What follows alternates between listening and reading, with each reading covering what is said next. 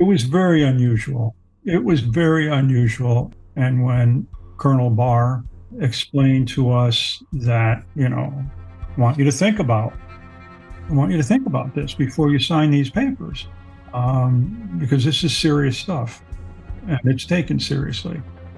And when he was asked about how many teams had been left over the fence, and he didn't give a definitive answer. He just said, too many. Welcome to Heroes Behind Headlines. I'm your host, Ralph Pizzullo. Our guest today is Roger Lockshier, former helicopter crew chief of the Black Angel flight team of the 101st Aviation Battalion, 101st Airborne Division in 1968 during the deadliest year of the Vietnam War.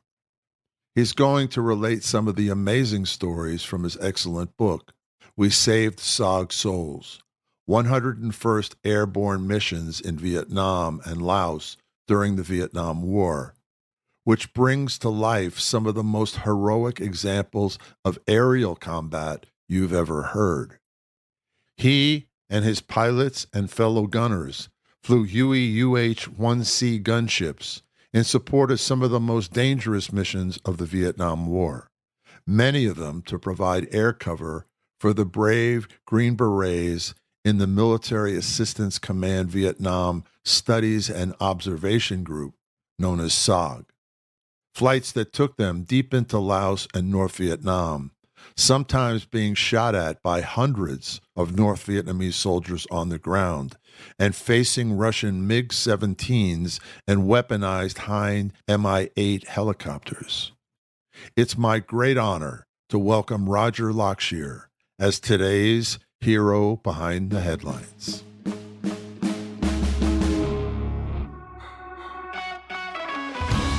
Heroes Behind Headlines with Ralph Pizzullo.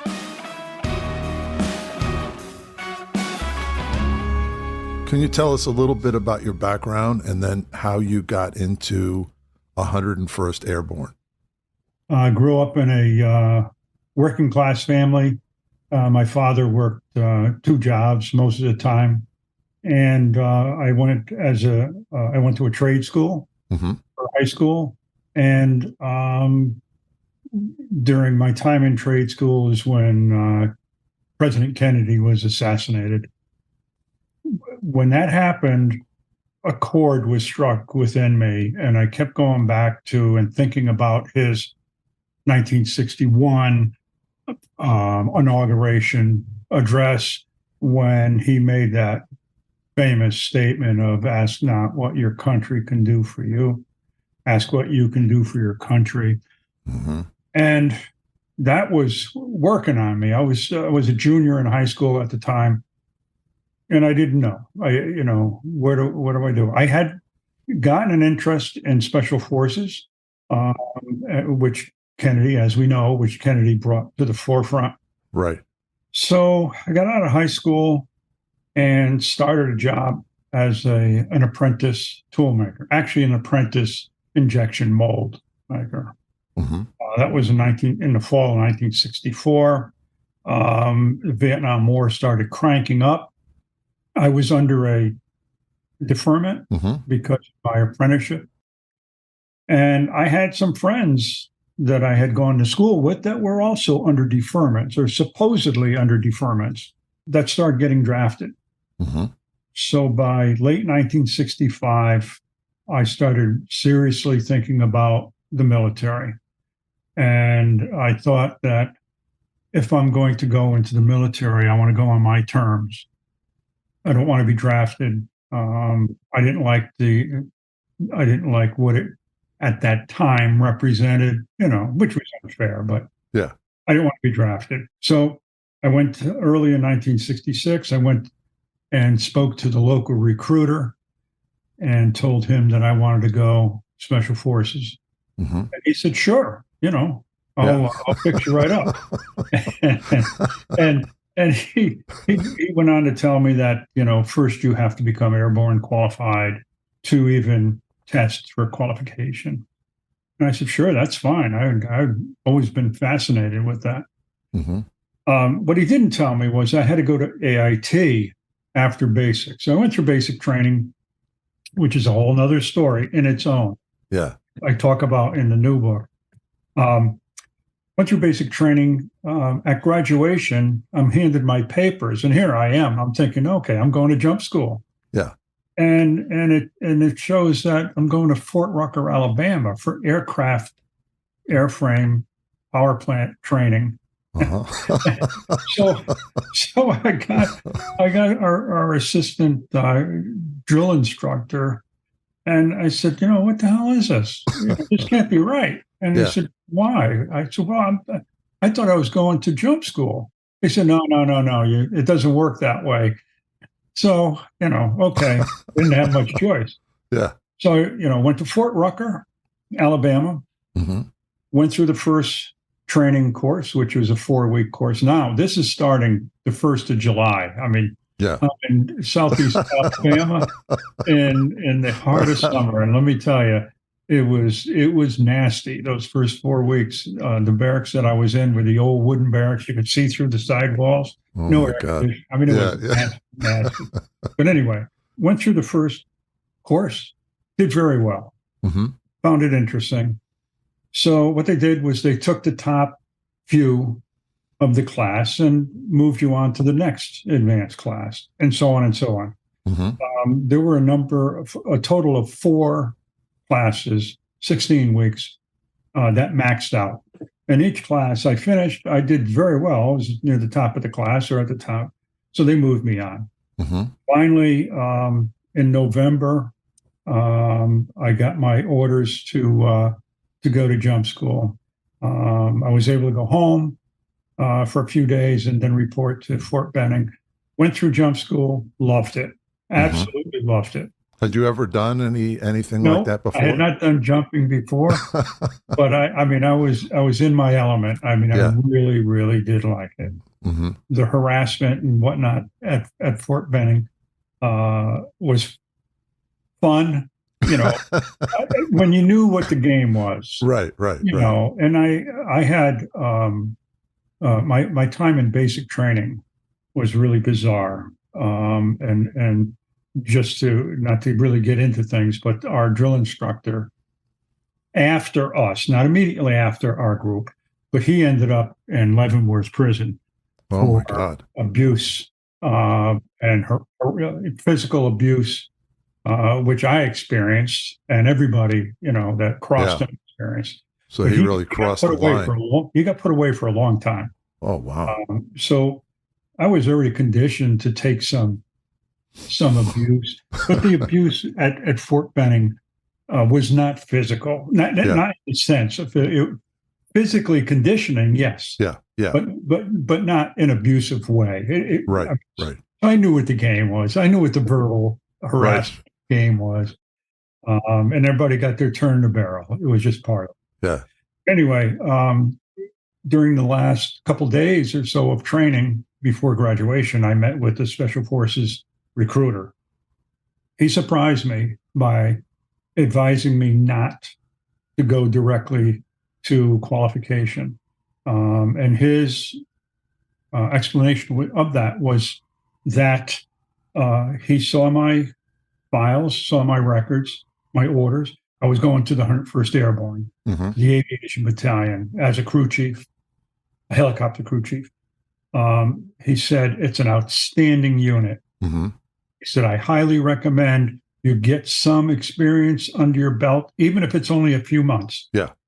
And then if you still want to go SF, then apply. Yeah. And the reason for that was, he said, the infantry is scooping up every live body that they can right now with the buildup in Vietnam. Yeah. If you have any issues during qualification training, he said, the likelihood, regardless of your MOS, the likelihood of you getting sent to an infantry line outfit were very high, in his opinion. Yeah. He said, but if you get a little bit of experience under your belt and your MOS, should something happen, you would just get sent back to your unit. Yeah. Your regular unit. So it made sense to me. It's not what I wanted to do. Yeah. But I said, well, okay, that is logical. I mean, that does make sense. So I went to the 101st. I loved it at the 101st. Mm-hmm. This was a proud unit. The 101st Airborne Division, known as the Screaming Eagles, is one of the most deployed and recognized divisions in the U.S. Army, with a combat record that spans from the paratroopers of World War II to the security force assistant teams recently deployed in Afghanistan. Established in 1918, the 101st Division was first constituted as an airborne unit in 1942. During World War II, it gained renown for its role in Operation Overlord, the D-Day landings, and airborne landings on June 6, 1944 in Normandy, France, Operation Market Garden, the liberation of the Netherlands, and its actions during the Battle of the Bulge around the city of Bastogne, Netherlands. On June 29, 1965, the first 4,000 paratroopers in the 101st Airborne Division arrived in Vietnam, landing at Cam Ranh Bay.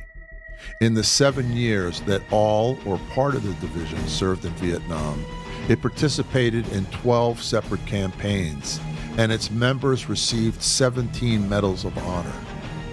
Perhaps the most famous 101st Airborne alumni is guitarist Jimi Hendrix, who served with the 101st for about a year before he was honorably discharged from the Army in 1962.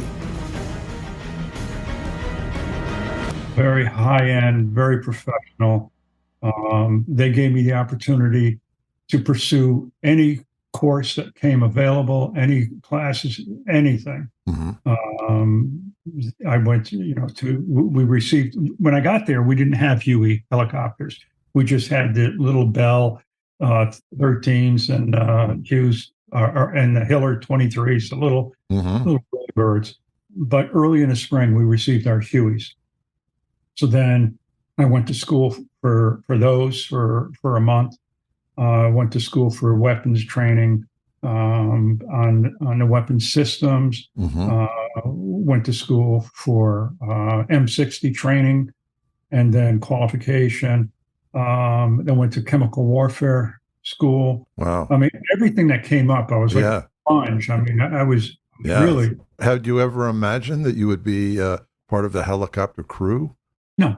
Yeah. No, that was the furthest from my mind. My focus was always SF. Yeah. And that was it. That was all I was concerned with. Right. I had an opportunity while I was at Fort Rucker to go to flight school.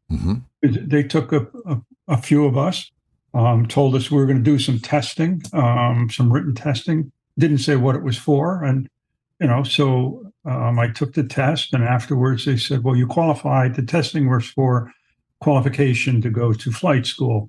And I said, no, I'm not going to do that. I'm going SF. That was my, So at Fort Campbell, no, I had never thought about the helicopters, but once I got into it, I mean, I really enjoyed it. I thoroughly enjoyed and thrived on the Hueys and the weapons and the systems and all. So come December of 1967, the unit deployed to Vietnam. And I was selected along with another crew chief to go as the advance party for our unit, for our company.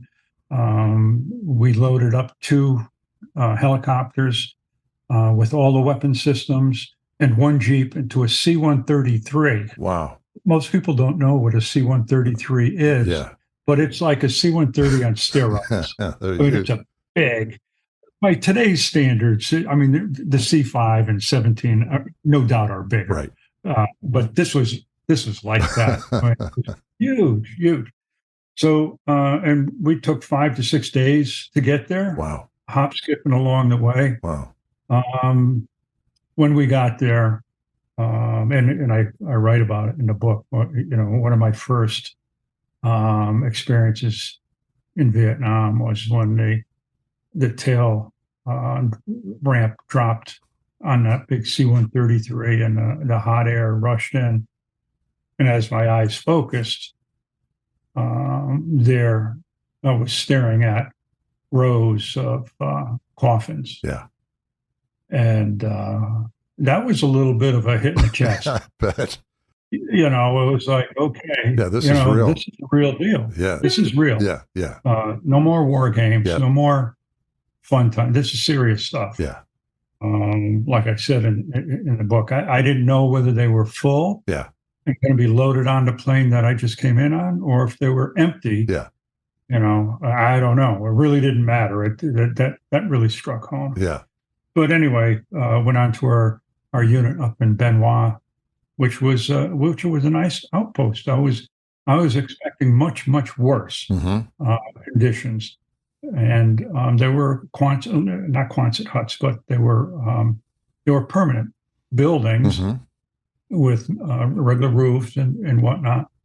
And they held, I don't know, I'm guessing 20, 25, 30 guys, maybe more like 20 or 25. But anyway, with a regular floor, and wow. So it was nice. It was good living quarters for where it was, Yeah. So that's where our experience started. Let's move a month forward. Yeah. And you're still in Benoit. You're starting to run missions. Yeah. And the Tet offensive happens. The days and couple weeks leading up to the Tet offensive in January 1968 were really getting bizarre. Yeah. We were working out of an area called Sambay, which is north and west of Benoit, about 50 miles or so, and supporting all the different ground troops and SF units in that area. We would go there for usually 2 or 3 days at a time. Sometimes it would last longer, 4, 5, 6 days even. Yeah. What I was noticing, and we were noticing, was that the closer we got into the further we got into January, the shorter our encounters with the enemy were becoming. Yeah. It was like almost like they were probing. Yeah.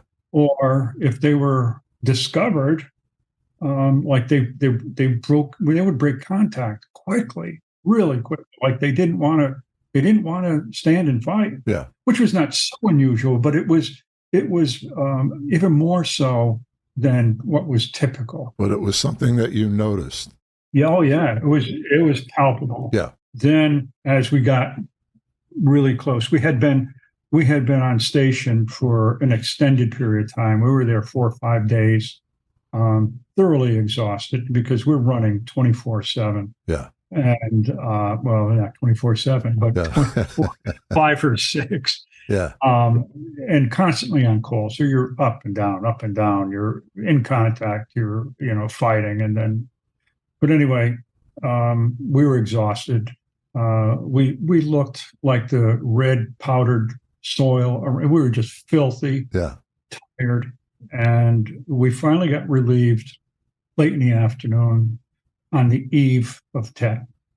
Now we were hearing there was celebrations were going on in the communities around where we were, firecrackers and but it didn't feel right. Yeah. I mean, it really didn't feel right. I mean, just prior to that, a couple of days prior to that, we were out on what was called a people sniffer mission, where we have a sensing device and a slick that picks up different affluents like uric acids and stuff like that. Yeah.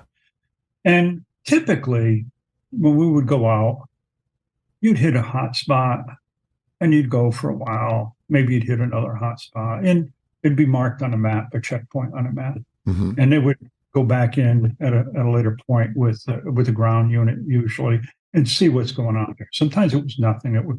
It could be false positive. Sometimes it were groups of monkeys, because you could pick. Yeah. Yeah. This day when we went out, and the moment that the system was turned on, we were going to do a grid pattern, Yeah. and we would fly alongside the slick. At low level, we'd fly alongside of it, and our sister gunship Our wing ship would be up at a high elevation watching and guiding also. He would be keeping the slick on a pattern. The moment that they announced systems going on, he responded back, hotspot, hotspot, hotspot. Wow. I mean, it was just nonstop. Yeah. And I mean, I had never experienced anything like this. So we just determined that the system was messed up. Yeah. There's something wrong. It's shorting out or something. Yeah. So we went back. The crew said they had another system back at Some Bay. They would swap it out. So we flew back, swapped out the system. While they were swapping it out, some technicians were checking the system, and they said they can't see anything wrong, but it must be something. Yeah. We get back out there. He says, going hot, and instantly it was the same thing. Wow. We ran that grid pattern, and even now as I'm talking, my hair's starting to stand up. Yeah. Because it was the most bizarre feeling. Yeah. But we weren't drawing any fire, which was really weird. Yeah, sure. So we just covered this whole area that was on the north side of Some Bay, north and west of Some Bay, which we're only a few miles from the Cambodian border. Yeah. This whole region was just lit up. And the map, when we got back, the map was just covered. Wow. That was bizarre. So they were staging. They were just staging. Yeah. I mean, we didn't know what the hell to make of it. Yeah. It's like, well, it's just working. Right. But, how could it be? This, something's not right. Yeah. Well, on the eve of Tet, we finally, late in the afternoon, we finally got our replacements came in. And we told them what was going on. Yeah. We headed back to Benoit that night when the Tet Offensive broke out. 2 replacement crews, they got mortared. We were getting mortared regularly. Yeah. But what our policy was when it got dark, we would move to helicopters. Mm-hmm. Because, I mean, there's people walking through this area. It was a wide open area, which was strange, but it was totally insecure. Yeah. It was not a secure area. Right. Anyway, they got mortared that night. And of the 8 crew members, at least 4 of them were wounded. And one of them very seriously wounded. He survived. Yeah. And all may have been, because I can't remember that, the other crew coming back. Both helicopters were damaged, one severely. And apparently they didn't move their helicopters. Yeah. That was the thing, that they broke policy, seemed like. Yeah. I mean, I don't know for sure, and I've talked to people since. Yeah. And nobody knows for sure, but that's the guess. Yeah. But anyway, back in base camp at Benoit during the night when all hell broke loose, and we charged down to our flight line where we had our M60s and we loaded up those M60s, and now we had a huge amount of firepower. Yeah. We were facing Benoit City, and Benoit Airfield, Air Force Base. But in between, it was a long, long distance of flat land and grassy, high grass and whatnot. Mm-hmm. And the NBA had gotten into Benoit City. They had breached the airport. Wow. The airfield, and they had crossed into our sector. Mm-hmm. And we ended up having some gunfights with them during the course of the night.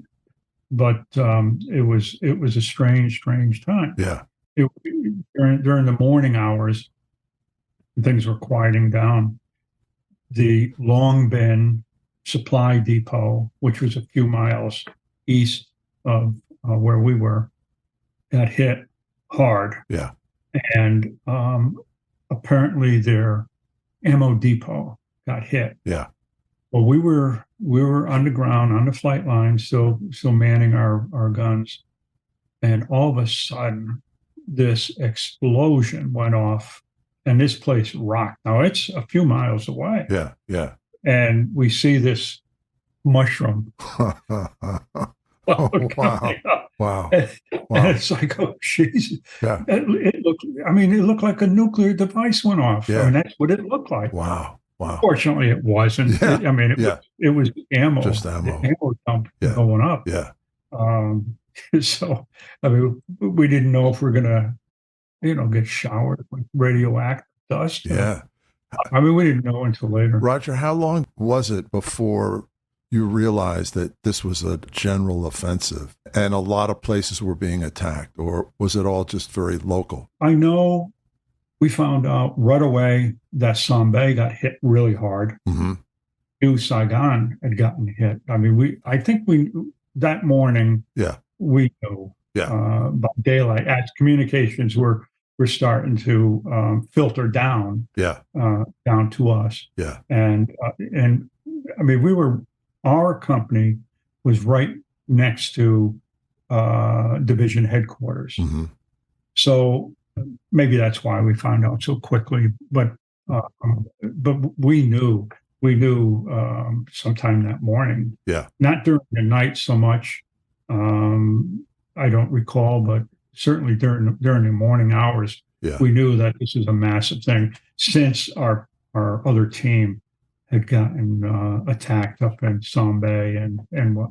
So now it was just a fight for survival. It was. So that the base isn't overrun. Yeah, I mean, it was the people up at Sambay, the ground units and the artillery units that were there did a good job. Yeah. I mean, they were able to keep from getting totally overrun. The Sambay city, which it was called, we would consider it more like a village in the States. But Sambay city did get overrun, but the military outposts were out around that city, and mostly to the south and east of Sambay city, south, east, and west. To the north, I think the only camps there were SF camps. Udap was one, but there was a lot of infantry units and cavalry units up around Sambay. So, and what people didn't realize back in the States, because it was publicized in a totally different light, that the communist losses were massive. Yeah. They were massive. Because these were like suicide attacks, basically. Yeah. Well, certainly the ones we encountered were, because the ones that broke through the airfield and down near us, they certainly were. I mean, it wasn't like there were thousands of them coming across. It was small groups of sappers and stuff. Yeah. And you're just mowing them down with M60s. Yeah.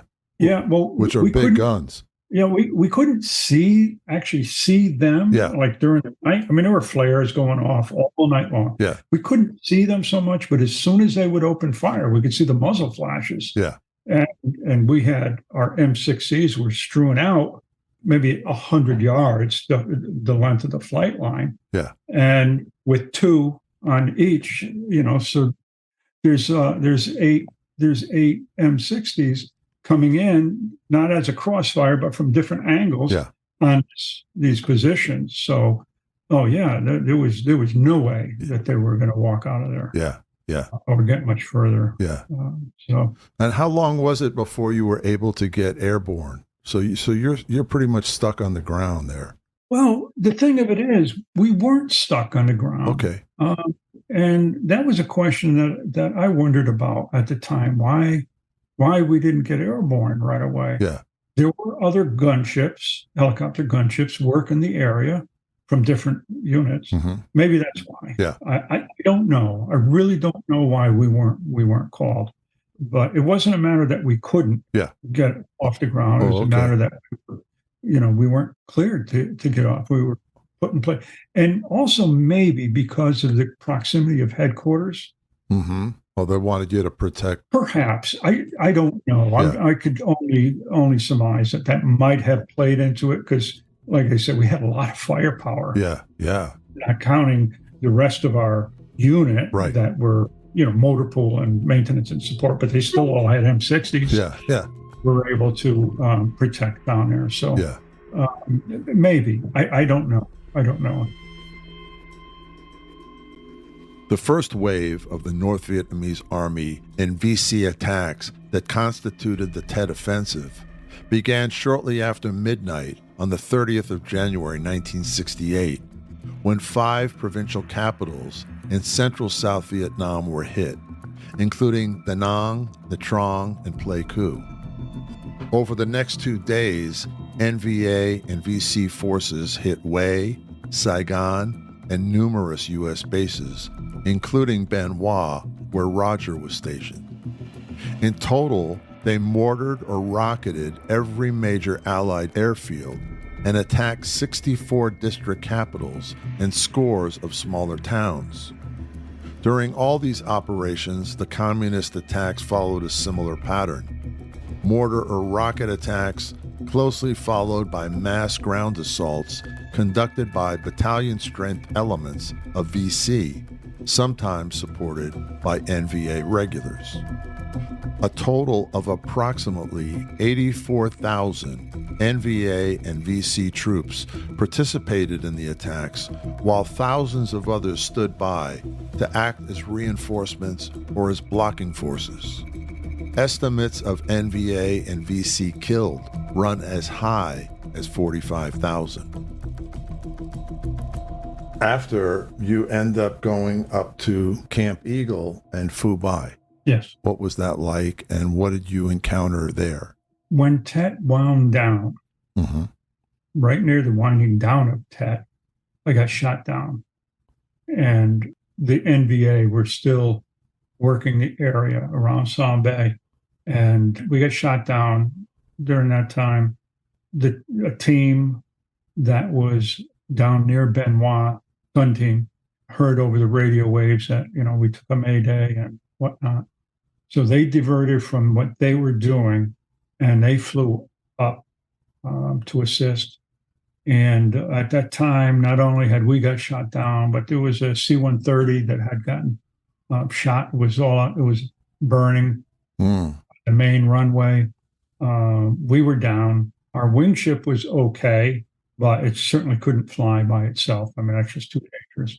And so the other team arrived, picked up where we left off, and one of them got shot down. Oh God! Yeah, yeah. I mean, it was heavy fighting going on. Yeah, on the just south of where we were. Yeah, a couple of villages, Sanbei villages, and we actually got shot down over a village that was supposed to have been a friendly village. That we were told to be very careful. Yeah, not to fire into the friendly village. Well, they tore us up. So, but anyway, so our division moved north. So when you're looking at, from your perspective, when you're looking at Tet, it wasn't only a North Vietnamese operation, it was also sort of an uprising among Viet Cong units in these so-called friendly towns. Sure. Although this was where we got shot down, and I should have explained that. They weren't from irregulars like Viet Cong. These were suited up NVA. Okay. They were in full uniform, but they had taken over what used to be. Okay. I'm not so sure how friendly that village was, because we used to get mortared from that village. We would get mortared at night from that village. So, yeah. But it was nonetheless considered friendly. But these were all North Vietnamese soldiers. We flushed them, and they paid a heavy toll, but they took us down in the process, and then took down another gunship. Fortunately, nobody got hit. Nobody got shot. Yeah. But and of course the Tet Offensive wasn't a 1 or 2 or 3 day event. Yeah, it lasted about 6 weeks. Yeah, until it really died down. So anyway, our company and division moved north to Camp Eagle, which sat halfway between Hue City and Phu Bai. It sat halfway in between the two. My gunship was still under repairs, So we headed north about a week or so after the main unit did. And when we got up there, it was this is a different ball game altogether. The terrain was different. Yeah. Our action involvement with the special forces was very different. Yeah. We had run a few missions with SF when we were down south, running into Cambodia, just not far in, but just a little ways in and out. They were usually hot. Those missions got hot, Yeah. on the extractions especially. Yeah. And that's where I guess we started our relationship, Mm-hmm. and which carried north. Yeah. It carried north. Word carried north, and also people move in and out too. But anyway, by the time we got up north, we were really welcomed in. We spent the night on the trip. We spent the night in the Trang at 5th Special Forces Group headquarters, where we were treated like royalty. And Mm-hmm. I didn't fully grasp, at the time, the significance. Yeah. We had a good night there. They were very welcoming. They were happy to see you guys. They were. Yeah. I mean, we were welcomed in like long lost brothers. Yeah. So, And you probably didn't realize the significance of that at first. not really. I mean, Yeah. we were helping a lot of people. We were the hired guns. Yeah. When somebody needed help, we'd go help them out. Yeah. And with the special forces down in the southern area, we ran quite a few missions. Some and most were in country. Yeah. With A teams. Yeah. And we ran some that went over the border in Cambodia. Yeah. I didn't know the difference at the time. Yeah. I mean, we're helping these guys out. Yeah. So anyway, we got up to Eagle, and this is a different story altogether. The mountains there are real mountains. Yeah. The landscape is flat in a lot of areas. It's hilly, and the environment was just very different. And we very quickly hooked up with FOB1, which is based on Fubai. Yeah. We started with them, and that's where we ended up signing non-disclosures. Yeah, because your briefing up there is quite unusual. It was very unusual. It was very unusual, and when then Colonel Barr explained to us that I want you to think about this before you sign these papers, Yeah. because this is serious stuff. Yeah. And it's taken seriously. And when he was asked about how many teams had been left over the fence, and he didn't give a definitive answer. He just said, too many. Yeah. Wow. It was somewhat voluntary. Like you had a choice whether to take on these missions or not. Absolutely. Yeah. Absolutely. Yeah. And every mission was voluntary. Yeah.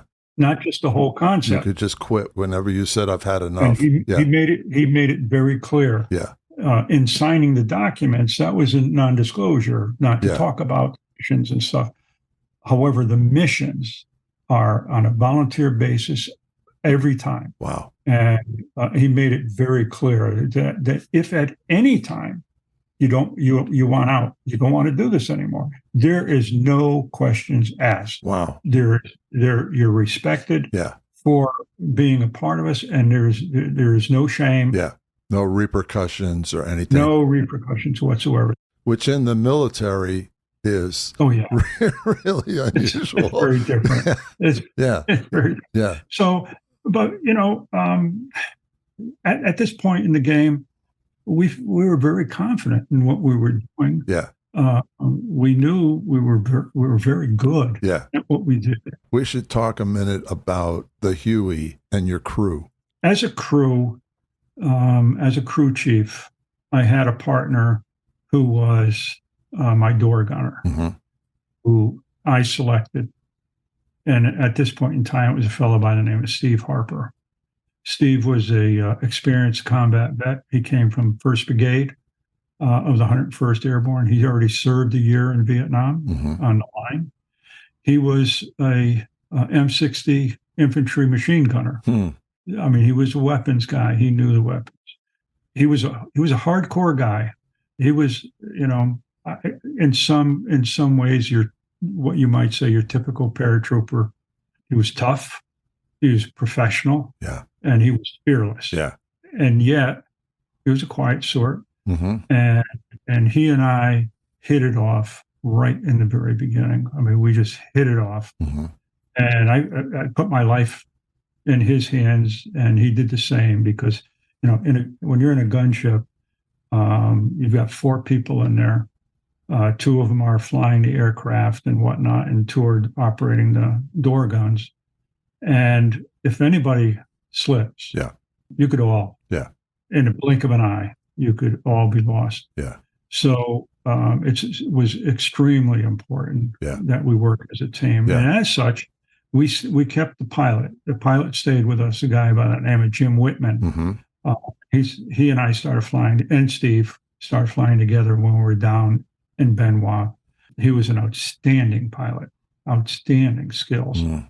The co-pilot would switch on and off. Yeah. They would switch on and off, but that was okay. Yeah. As a team, we functioned perfectly. I knew that when we were on a gun run, if I was out on the skids, which most people didn't do, but I felt it was a better place to be, because I can get at my target better and see my target better. But the problem with that is, if the pilot does something unexpected, like he jerks on the cyclic or something and changes direction quickly, I mean, I could get thrown in front of the miniguns or in front of the rocket pods. Yeah. Doing that, going out on the skids, I mean, you're placing your life in the pilot's hands, Yeah. And I never had any fear of that, because Jim Whitman was rock solid.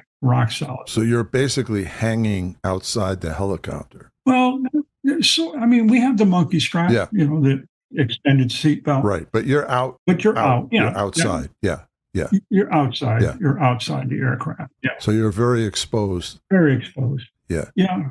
And the way I saw it was that inside that helicopter, I mean, it's only a false sense of security. Yeah, right, because it's not like an armored vehicle. No, it's not like sitting inside an armored vehicle as opposed to sitting on the top. Right. No, I mean, the way I saw it was I could see myself as being safer, being more aggressive. The more aggressive that we could be, the safer we could be. Okay. If we could get the enemy to back down, to flinch, then, we had the edge, regardless of what the numbers were. Yeah. And that's how we operated. As American involvement in Vietnam escalated, so did the use of Huey helicopters. Armed Hueys became known as hogs, while gun-toting helicopters were dubbed Cobras. Troop transport versions were nicknamed Slicks, a reference to their slick sides that held no weapon stations. The initial A-model Huey shortcomings soon gave way to the UH-1B with a longer cabin and more powerful engine. Continued development led to the C and D variants. The Charlie model that Roger was the crew chief of was outfitted with external weaponry and operated as a gunship. It incorporated a new Bell 540 rotor system and 27-inch chord blades. The increased power led Bell's engineers to design a new tail boom for the C, which incorporated a wider chord fin on a longer boom and larger synchronized elevators. The C also introduced a dual hydraulic control system for redundancy in battle and an improved inlet filter system for dusty conditions found in Southeast Asia. Fuel capacity was increased to 242 gallons and gross weight to 9,500 pounds. I mean, you were basically flying combat support to teams that were inserting and extracting from Laos and with the special forces when we were running with them. That's true. That we're over in Laos. Yeah, primarily Laos. We ran some up in the DMZ, and we also ran a few missions in North Vietnam, which were hairy, to say the least. It brought on a whole new element. That's where they had Russian, massive Russian gun helicopters, where they had the MiG 7 or 19s and stuff. And SAMs and stuff like that. So that brought on a whole new element up there. Yeah, that's pretty scary. Yeah, that's pretty. Yeah. But you know what? I don't know.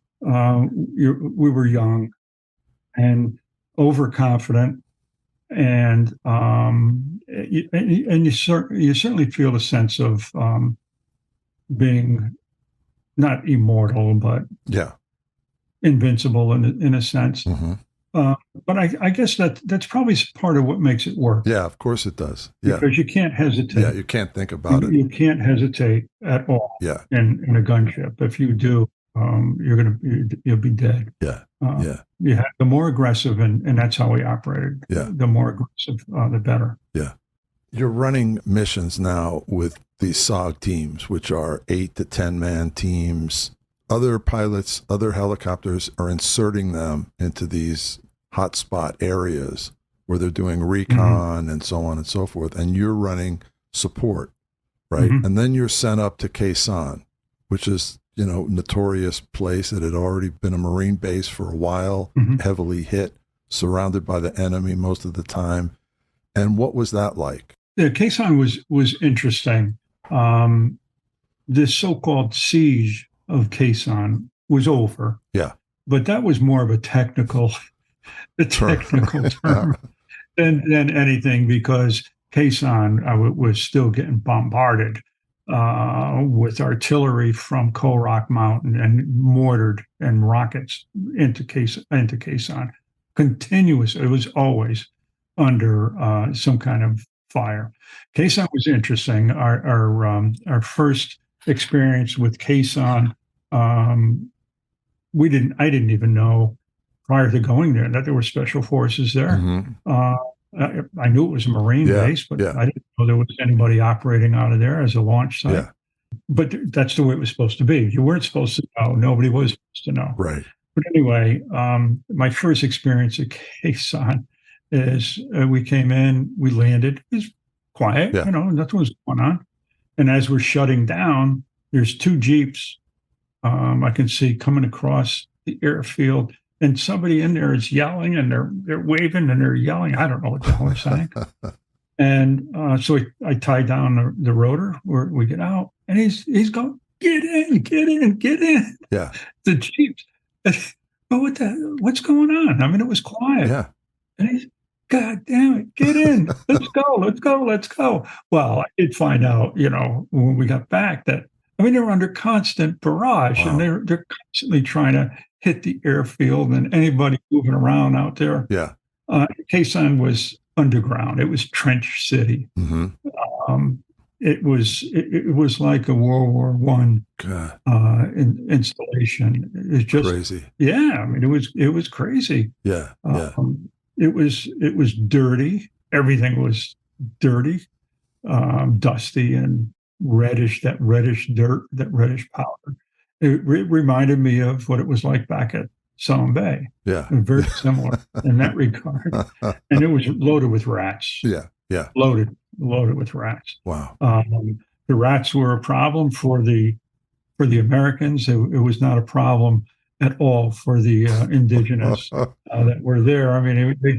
They were keeping them and raising them as a food source. So they had endless supply of food. And, I don't know who it was. Somebody mentioned to me, hey, food is food. Protein's protein. Right. What's the big deal? That's right.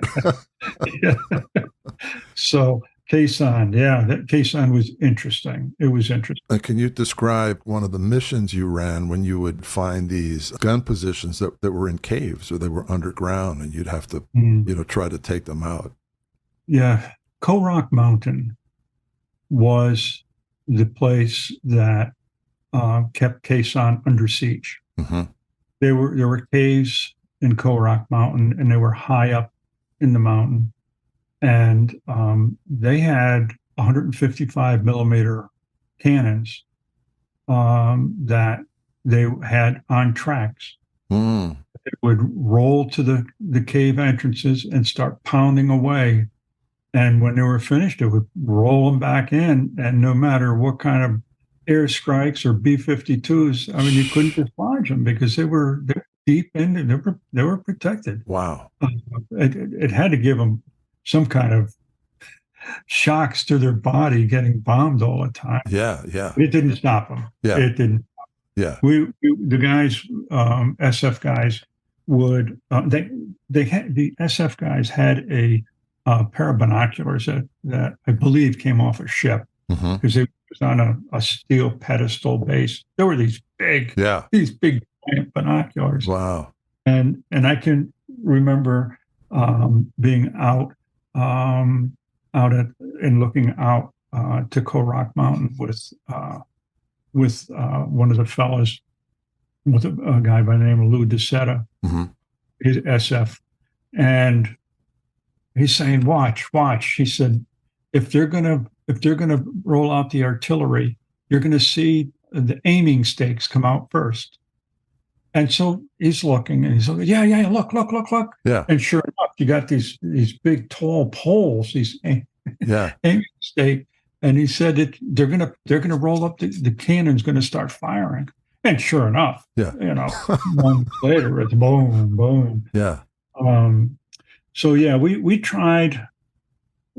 We had a quiet day at Khe Sanh one particular day, and we got the bright idea that maybe we could get rid of that. Yeah. I mean, how hard could it be?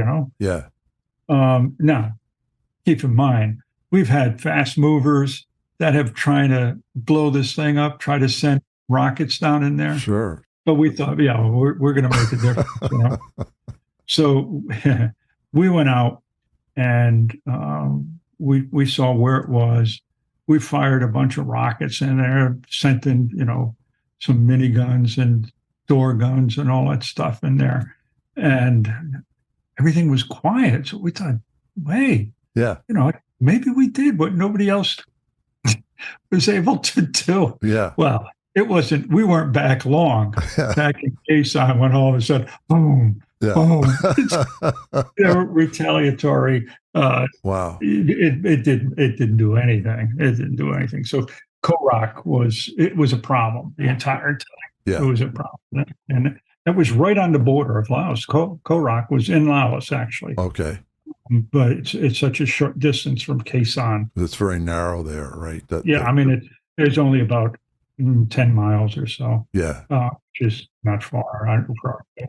Now, was Khe Sanh the same base that they held during, what was it, Bien Vien Phu? Is that No. Oh, it's different. Okay. No, but it was the same situation. Yeah, where there's sort of a valley and then there's a mountain overlooking it, and they're just pounding down. Very similar. Yeah. It was very similar, except that Khe Sanh actually sit on a plateau. Yeah. It was on a plateau, but it was surrounded on almost four sides by mountains. Wow. So it was almost a target. Oh, a perfect target. Yeah. No, it was not a good place. I mean, it was a good place to have a base, I guess, because it was in the northern most areas of Vietnam. Yeah. And in the western corner. Yeah. But, no, not good. Yeah. And the whole area was torn up from B-52 strikes. Yeah. And our own artillery going off and whatnot. Yeah. It was, it looked like. Nobody lived around there. Not close by, no. It was just really basically a war zone.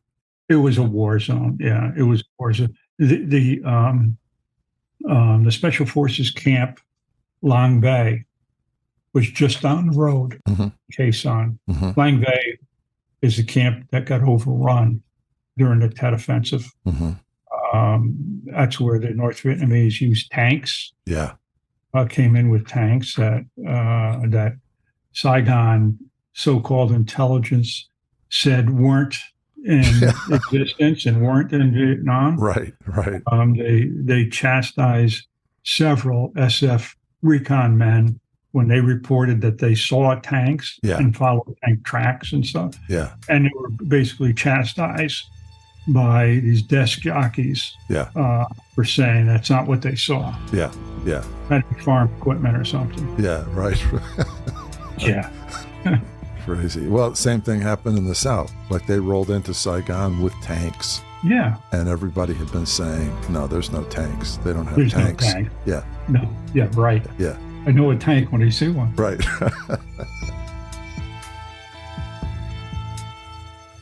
Montagnard is a French term for mountain dwellers and an umbrella name for the Hmong, Rade, and Nung people and approximately 30 tribes that reside in the hills and mountains of southern Vietnam.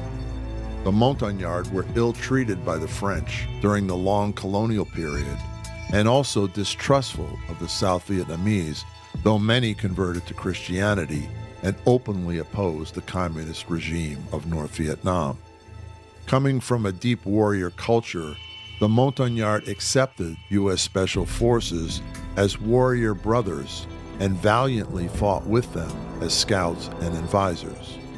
While Montagnard is a general term, the Brus are a specific ethnic group living on the border of Laos and Vietnam and descendants of the great Khmer Empire, which flourished between the 9th and 13th centuries and encompassed present-day Thailand, Cambodia, Laos, and southern Vietnam. About 400 years ago, the Brus were pushed out of the best valley lands in northern Laos and forced southward and into the mountains and forests. They settled mostly along waterways and traditionally live in small houses that are built on stilts. According to a 2019 census, there are currently approximately 95,000 Brus people living in Vietnam. Let's talk about Dow, because you make a friend. Yeah.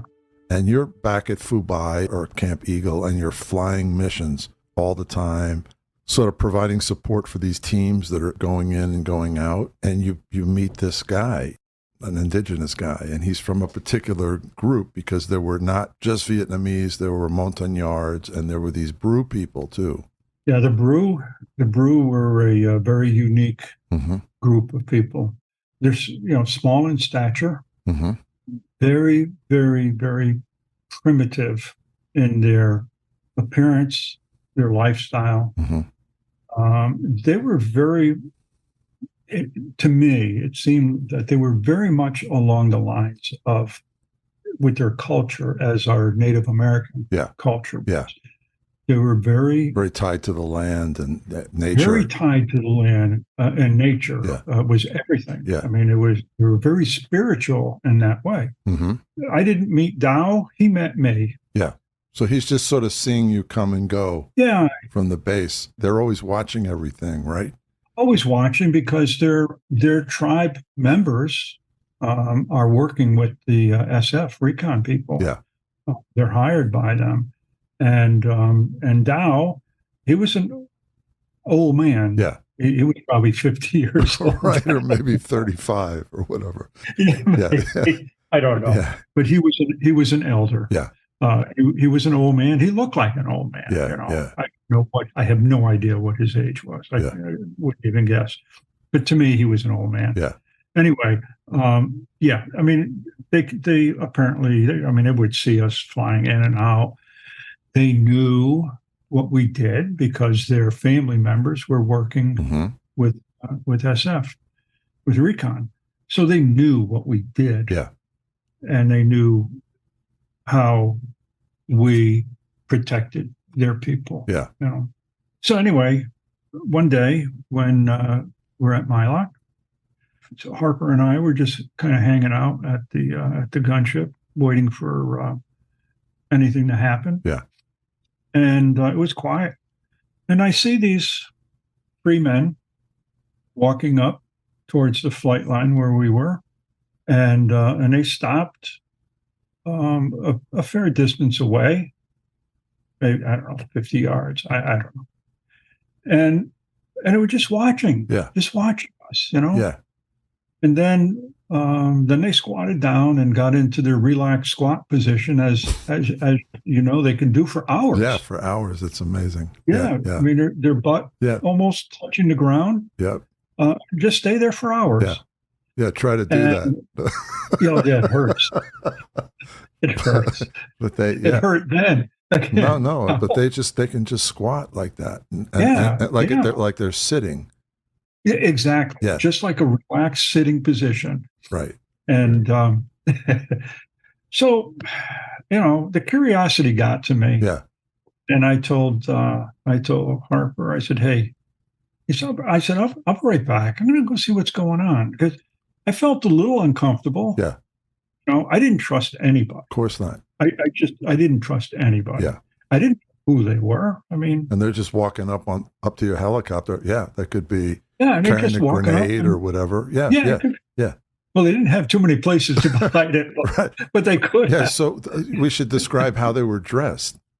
Well, just in loincloth. Yeah. That was it. Yeah. That's all you need. Yeah. That was it. Yeah. Still could have carried a grenade, I guess, but sure. But I didn't know. Yeah. I just didn't know. Yeah. So I started walking over, and they started getting like a little fidgety or what, and they stood up. Yeah. The three of them stood up, and so I went over and said hi and smiled at them, and they started talking in Brus, and I don't know what the heck they're saying. Yeah. And it became obvious that this one was the leader of the three. Yeah. Because they kept looking at him and they'd jabber something, and then he'd say. And I realized that I felt they weren't a threat. Yeah. They were just curious, and they were Brus. I could tell that they were Brus, which were honorable beyond belief. Yeah. So I started doing this and going, Chief. Yeah. Chief. Yeah. And after a while, the gal, he got the word out, sort of. It was close. Yeah. And I was pointing at him, and I don't know to this day if Dow was his name, but it's the only name that would always come back to me was Dow. Yeah. When I got his name, he had the biggest smile on his face. And he was so happy, and so we just kind of parted, and I didn't know what to do. I didn't. Yeah. I couldn't talk to them. Yeah. Didn't know what they wanted, or I realized that they were just curious. Yeah. So the next day, or probably the next day, he came walking. We land. Yeah. He came walking with his two sidekicks, and he squatted down, same place, and waited for me to come walking over. And I did, and I tried to get him to come back to the helicopter. And he said, no. He was so afraid of it. Yeah. He was really afraid of it. Yeah. And I could see it in his eyes that, Yeah. So we just kind of hung out there, and I would give him some cigarettes. And I would always get those sundry pack cigarettes that were only, I think, 5 or so in a pack, a little flat pack. Mm-hmm. And I'd give them to him, and he'd hand it back. I'd have to take one out before he would take any. Yeah. And there were only three of them. Yeah. So he would take, and then he'd hand it back to me. And so it was fun. It was comical. And then I learned about his background, about Dow's background. He was like their local chieftain. I mean, he was of high status, very, very well respected man. And in his earlier days was some phenomenal warrior. They still did a lot of tribal wars, prior to this time. He had tattoos. He had different tattoos, and I was told that some of those tattoos are for kills. But such a nice man. I mean, I just felt a connection with him. Yeah. And so we would meet every time we would go up there. he would come up, we'd land. Wow. And I found out later, years later, back in 2011, out at a SOAR meeting, I found out that they had somewhat of a pool. The SF had somewhat of a pool going on how long it would take from the time we landed till Dow would go. I didn't know anything about this, but Vernon Ward told me about that. It was hysterical because they knew when we land, it would be so many minutes, and he'd be coming up. Wow. Dow was really something. He presented me with a crossbow that he made, and I was just, when he first gave it to me, I thought, that was the last thing from my mind, that he was giving it to me. I thought he was showing me. Right. I looked at it, and it's amazing. This is just made with primitive tools. I saw the picture in your book. It's beautiful. It is. It's beautiful. So I handed it back to him, and his eyes got kind of like I knew that something was wrong, and he's going, no, chief. Yeah. I wanted to give him some money. Yeah. He wouldn't take it. I finally got him to take. I gave him a $10 MPC or something. Well, he didn't want to take it. The money was of little to no value to him, but I couldn't. I had nothing to give him. I didn't have any skill. Right. Yeah. So I got him to take the money. I'm thinking it's the next day or so. We're out. We were on a mission. We came back, and I see at the other end of the airfield, there was this little black market stand that was set up, and I never liked it. I didn't like it. I felt like the person that was running it was watching us. Yeah. It was a Vietnamese man. Yeah. I had mentioned it to Dick Crawford at the time. And he said, don't worry about it. I just didn't like this character. But anyway, I see Dow there. And this guy is like waving his arms around. I can see like agitated or something. So I said to Harper, I said, wait here. I said, I don't like the look of this. Yeah. I don't know what's going on. Yeah. So I went over, and as I'm getting closer, I'm hearing this Vietnamese like yelling at Dow. And he's calling him all kinds of names. And I said, what's going on? And he said, this stupid so-and-so won't pay me for the soda, for the Pepsi. Mm-hmm. And I said, how much you asking for that? And he said, well, he has $10 MPC. That's what I want. Yeah. Whoa. Yeah. But no. So he and I start to have words, and he kept saying things, Dow is stupid. Yeah. He's stupid. What do you care? Yeah. What do you care? He's going like an animal. Yeah. And then at some point I lost my cool, and I carried as a sidearm a 38, a Smith & Wesson 38. And I don't know if it was because of fatigue, wound up too tight or what. But before I realized what was going on, I pulled out the 38 and I put it up against his head and was screaming at him. Harper came running over, and he's saying, "Chief, calm down.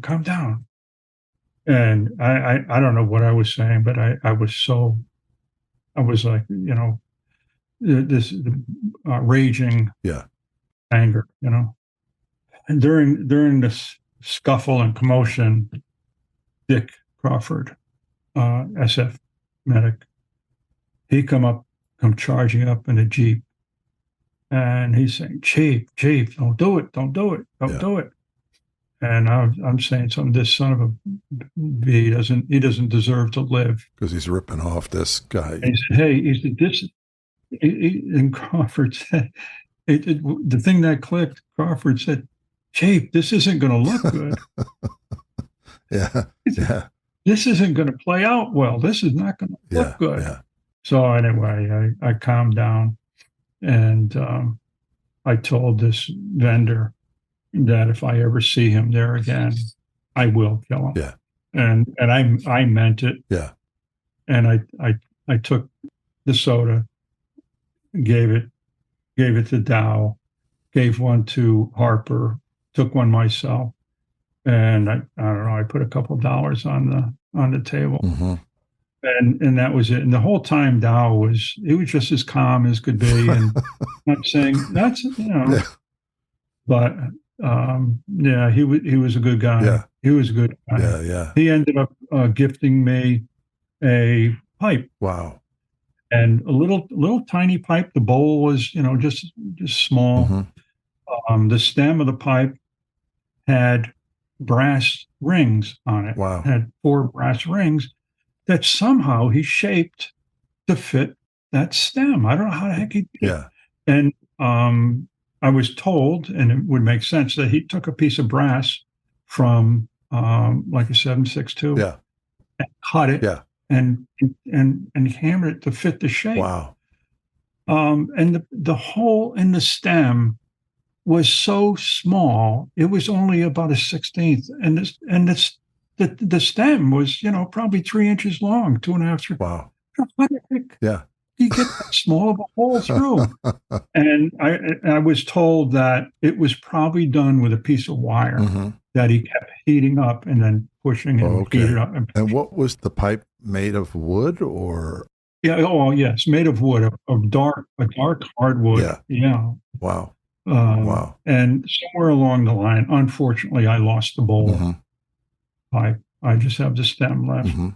But he had gifted me that. He had gifted me a bracelet. But and a funny thing, we're talking about Dow, and I'm sure you remember this in the book. One of the days when we got up there, I mean, I would always bring like some Pepsis or Yeah. whatever I had, or cigarettes and stuff, because I knew Dow was coming up, and I wanted to give him some. I always did. Sure. And so we landed, and here comes Dow and his 2 buddies. He comes walking up. At this point in time, I was able to get him to come to the helicopter, and he wouldn't. I tried to get him to sit in it. Yeah. He wouldn't do that. So we would sit under the tailbone and just, look at the clouds and point. And he would say something that I didn't understand. I'd say something he didn't understand. Yeah. But anyway, I'm thinking, oh, shoot, I don't have anything. I didn't bring anything. And I'm checking. In my pocket, I had a tropical bar. Yeah. I don't know if you know what those are. No, I don't. These tropical bars, I think they were made by Hershey. Okay. And they're small. They're about twice the width of a pack of gum, Mm-hmm. and about half the thickness. I mean, and they're chocolate. Yeah. But they're made where they don't melt. They don't melt in the heat. Oh, wow. Especially for Vietnam type of thing. Exactly. Yeah. They were probably all chemical. I don't know. It probably had like But they some were glue good. in there or something. Yeah, probably. But anyway, so I'm reaching, and I realized I had a tropical bar Yeah. in my pocket. Yeah. So I took it out and I unwrapped it and I handed it to Dow.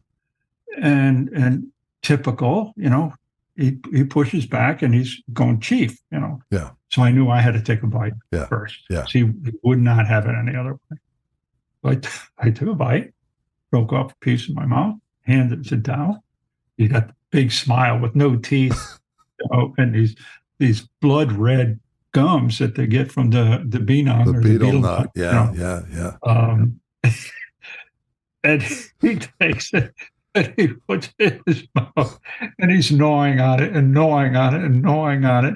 And he finally gets a piece off. Yeah. And it's all wet. And, Yeah. Yeah. and he hands it back to me.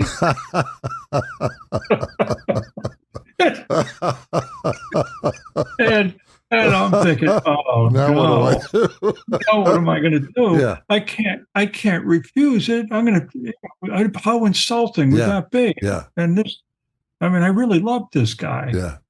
And I thought, what the heck? Yeah. What's the worst thing? So I put it in my mouth, and I'll tell you, he must have been thinking the same thing. I don't know. Yeah. But when I put it back in my mouth, his eyes lit up. His smile went from ear to ear. Wow. And he was so happy. It was such a gesture of trust. Yeah, absolutely. Yeah. But he caught me off guard when he.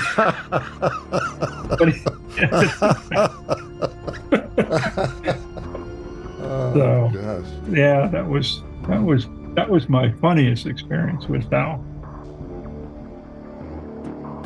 Working at a Camp Eagle near the SOG base of Phu Bai and west of Da Nang, Roger's 101st Airborne Huey gunship flew support for Special Forces SOG teams running secret missions into Laos. Established on the 24th of January 1964, all volunteer MACV-SOG, most of whom were U.S. Army Special Forces Green Berets, carried out some of the most daring and dangerous special operations of the Vietnam War. They made high-altitude, low-opening parachute jumps behind enemy lines, routinely carried out reconnaissance missions along the Ho Chi Minh Trail, penetrated deep into Laos and Cambodia, recovered downed pilots, and attempted several POW rescues behind enemy lines known as bright light missions. Their campaign of harassment was so successful, it forced Hanoi to divert 40,000 troops, about 4 divisions, to rear security missions along the Ho Chi Minh Trail. In part 2 of this interview, Roger Lockshier will describe some of the more daring helicopter missions he went on in support of SOG teams, including the most amazing helicopter rescue story you've ever heard.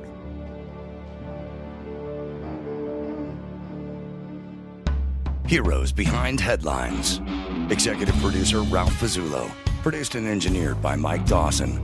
Music provided by Extreme Music. For exclusive content, please join our Patreon group at patreon.com/heroesbehindheadlines.